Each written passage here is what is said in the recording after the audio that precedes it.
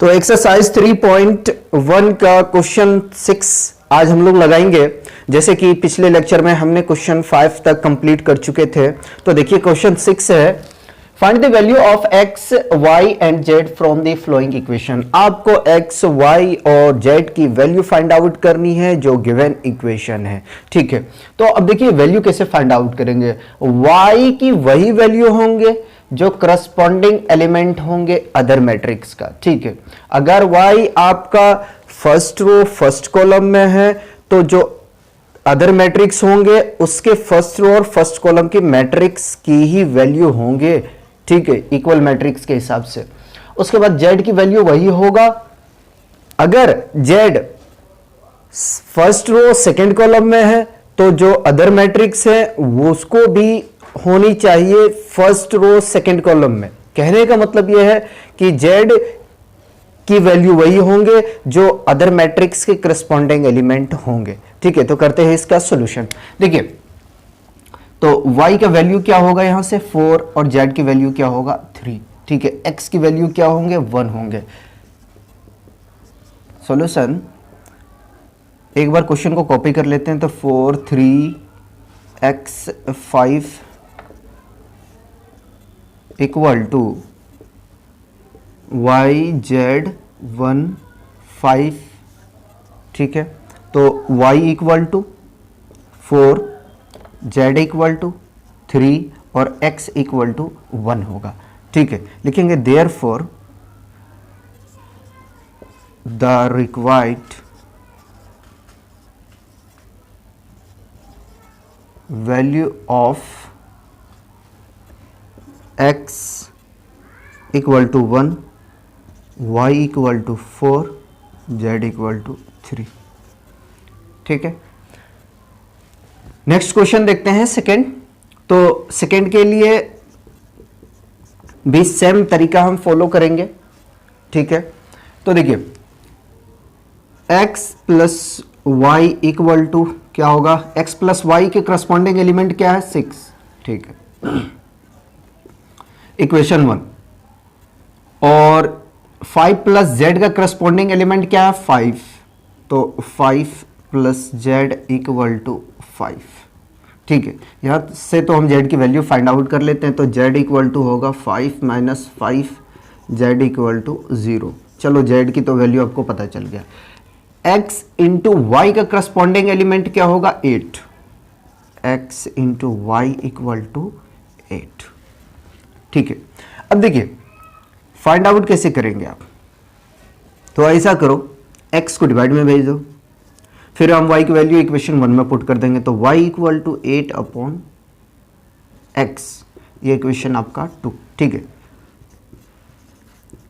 Putting the value of y in equation 1। ठीक है, equation 1 है हमारा x प्लस वाई की प्लेस पे ये वैल्यू रखेंगे तो 8 upon x equal to 6। LCM लेंगे तो आपको मिलेगा यहां से x square plus 8 equal to 6। तो x square plus 8 equal to ये x मल्टीप्लाई होगा 6 के साथ में, तो 6x को आप लेफ्ट हैंड साइड पे लेके आए तो x square minus 6x plus 8 equal to 0। अब इसे फर्दर आपको फैक्टराइज करना पड़ेगा। ठीक है, तो चलो करते हैं, कोई नहीं। अब देखिए फर्स्ट टर्म लास्ट टर्म को मल्टीप्लाई करते हैं और मिडिल टर्म को हमें इस तरीके से स्प्लिट करना पड़ता है कि मल्टीप्लाई करने पे 8 आना चाहिए, एडिशन या सब्ट्रैक्शन करने पे हमें मिडिल वाली नंबर मिलनी चाहिए। ठीक है, तो x square minus 4x minus 2x plus 8 कर सकते हैं इक्वल टू 0। ठीक है, अब इस बोथ में कॉमन क्या है तो x है, तो x माइनस 4। इस बोथ में अगर देखें तो कॉमन क्या है तो 2 मिलेगा हमें, माइनस 2, तो x माइनस 4 इक्वल टू 0। ठीक है, इसको और इसको एक साथ में आपको रखना है, x माइनस 2 और x minus 4 equal to 0, x minus 2 equal to 0 और x माइनस 4 इक्वल टू 0, तो x इक्वल टू 2 और x इक्वल टू 4। ठीक है, अब यहाँ कंफ्यूज आपको नहीं होना है, अगर x की 2 वैल्यू आए हैं तो y के भी 2 वैल्यू आएंगे। ठीक है, लिखेंगे when x equal to 2 then, जब हम x इक्वल टू 2 लेके चलेंगे तो x के प्लेस पे हम 2 रखें, y को ऐसे ही रहने दिए इक्वल टू 6, तो y equal to 6 minus 2, y equal to 4। ठीक है,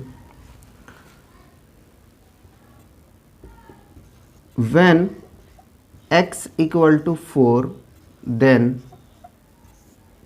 तो 4 plus y equal to 6, y equal to 6 minus 4, y equal to 2। ठीक है, ये तो हमारा हुआ। अब देखिए, जब मैंने x की वैल्यू 2 रखा तो हमें y 4 मिला, और जब हमने x की वैल्यू 4 रखा तो y की वैल्यू हमें 2 मिला। ठीक है, तो लिखते हैं हेंस द रिक्वायर्ड सॉल्यूशन या required value, hence the required value of x, y and z is,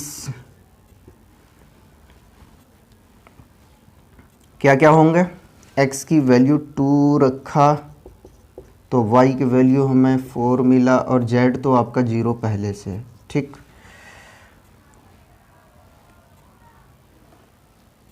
इधर लिख देता हूँ मैं, और जब हम x की वैल्यू 4 रखा तो y की वैल्यू हमें 2 मिला, और z इक्वल टू 0 है। ये आपका कंप्लीट सॉल्यूशन हुआ। कॉपी कीजिए।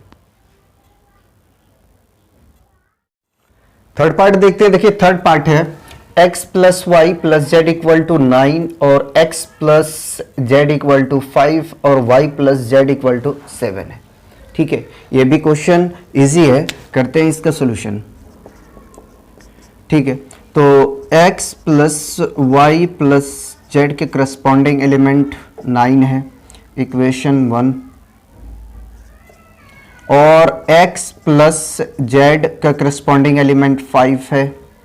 ठीक है, इसको हम और लिख सकते हैं x equal to 5 minus z equation 2, और y प्लस जेड का करस्पॉन्डिंग एलिमेंट हमारा 7 है, तो y plus z equal to 7, हम इसको लिख सकते हैं y equal to 7 minus z equation 3। ठीक है, putting the value of x and y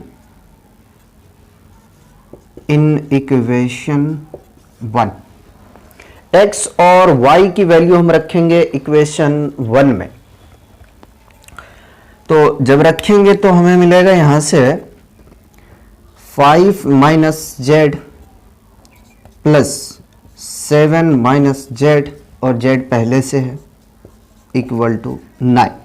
ये z से ये z कैंसल आउट होगा, 5 और 7 12 माइनस जेड इक्वल टू 9, तो minus z equal to 9 minus 12 को जब आप राइट हैंड साइड पे शिफ्ट करेंगे तो वो माइनस होगा, क्योंकि लेफ्ट हैंड साइड पे वो प्लस है। सब्ट्रैक्ट करेंगे तो आपको मिलेगा यहाँ से -3, कैंसल आउट होगा माइनस माइनस, तो जेड इक्वल टू 3। ठीक है, अब जेड की वैल्यू हम रखेंगे इक्वेशन 2 और 3 में।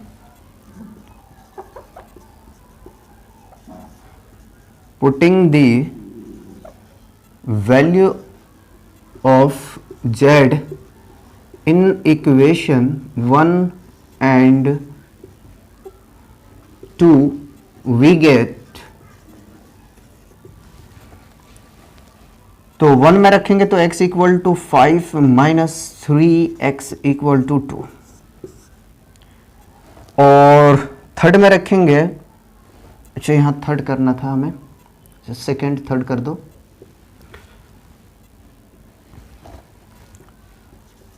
जब थर्ड में रखेंगे तो 7 माइनस 3, तो y की वैल्यू हमें मिल जाएगा यहाँ 4।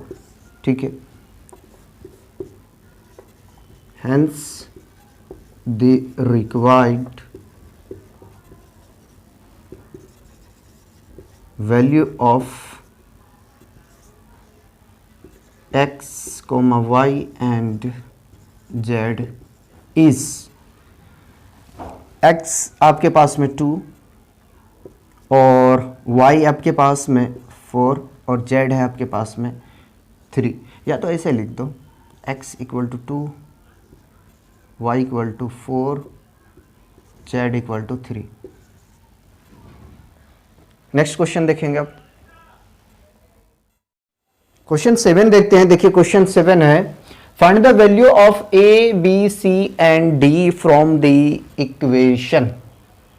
ठीक है, जिस तरीके से अभी हमने क्वेश्चन 6 का सॉल्यूशन किए थे बिल्कुल वैसे ही हम इसका भी सॉल्यूशन करेंगे।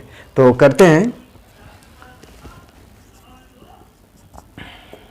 a minus b equal to a minus b का करस्पॉन्डिंग एलिमेंट -1, ठीक है,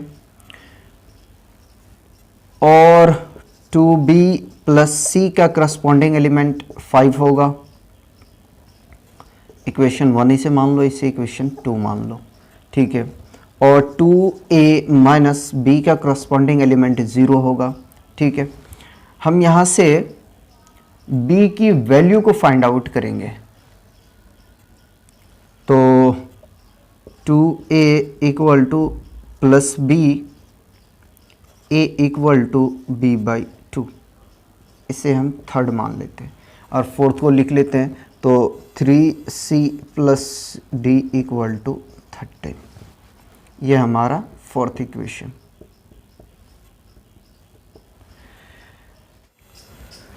putting the value of a in equation 1, ठीक है, इक्वेशन 1 में हम a की वैल्यू को रखेंगे। तो b by 2 minus b equal to -1, LCM लेंगे तो हमें यहां से मिलेगा 2b minus 2b equal to -1, subtract करेंगे तो हमें यहाँ से मिलेगा -b इक्वल टू, इसको मल्टीप्लाई करेंगे तो -2, ये कैंसल आउट होगा, तो b इक्वल टू 2 यहाँ से हमें पता चल गया। ठीक है, अब b की वैल्यू हम रखेंगे इक्वेशन 3 में और इक्वेशन 2 में। ठीक है, तो putting the value of b in equation 2 and 3, we get, second में रखेंगे तो हमें यहां से c की वैल्यू पता चल जाएगा। तो 2b plus c equal to 5, तो c equal to 5 minus 2b। ठीक है, b के प्लेस पर रखूंगा हम इसकी वैल्यू को, तो 2, तो c यहाँ पता चल जाएगा हमें 5 माइनस 4 1, c की वैल्यू आ गया 1। ठीक है, अब इक्वेशन 3 में रखते हैं तो a इक्वल टू b है हमारा 2 और डिवाइडेड में 2, तो ये कैंसल आउट होगा, तो a इक्वल टू 1। ठीक है, a b c की वैल्यू हमें पता चल चुका। अब हमें d फाइंड करनी, तो c की वैल्यू हम रख देंगे इक्वेशन 4 में। 3c plus d equal to 13, तो d equal to 13 minus 3c, d equal to 13 minus 3 into c की वैल्यू है 1, तो d equal to 13 minus 3, d equal to 10। ठीक है, तो a b c की वैल्यू हमारा आ गया। यहाँ से मैं लिख नहीं रहा हूँ, आप लिख लेंगे कि hence the required value of a b c and d is, तो a इक्वल टू आपके पास में 1, b इक्वल टू है आपके पास 2, c इक्वल टू 1 और d इक्वल टू आपके पास में है 10। यही हमें फाइंड आउट करनी थी। क्वेश्चन 8 देखते हैं। देखिए क्वेश्चन 8 है आपके पास में, a equal to aij m by n, is a square matrix if, तो A equal to AIJM into N है।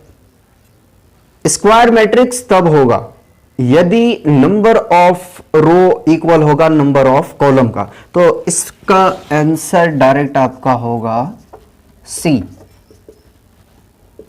M equal to N। 9 question देखते हैं। क्वेश्चन 9 है आपके पास में, which of the following given value of x and y make the following pair of matrices equal। Question पहले copy करते तो 3x plus 7 5y plus 1 2 minus 3x।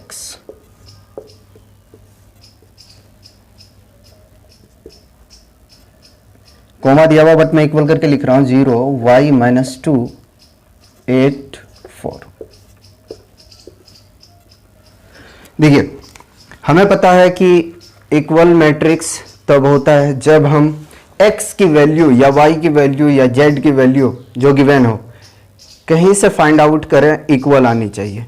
अगर इक्वल आता है तो पॉसिबल है, अगर इक्वल नहीं आता तो पॉसिबल नहीं होगा। ठीक है, तो हम चेक करते हैं सॉल्यूशन। इसके लिए ये होगा value 3x plus 7 equal to 0, तो 3x equal to minus 7, x equal to minus 7/3। ठीक है, अब यहाँ से हम x की वैल्यू चेक करते हैं, तो 2 minus 3x equal to 8 minus 3x equal to 8 minus 2 minus 3x equal to 6। ठीक है, 3 1 जा 3 3 2 जा 6, तो x इक्वल टू माइनस 2 मिल गया। ठीक है, जो कि इक्वल नहीं है। y की चेक कर लेते हैं, तो अच्छा मैंने मिस्टेक की है, यहाँ से मिस्टेक है, इसकी वैल्यू होंगे 4। ठीक है, 2 इधर जाने के बाद में 2 मिलेगा हमें, चलो शो कर देते हैं। तो 4 माइनस 2 सब्ट्रैक्ट करेंगे तो हमें 2 मिलेगा, आने के x equal to minus 2/3 minus 2/3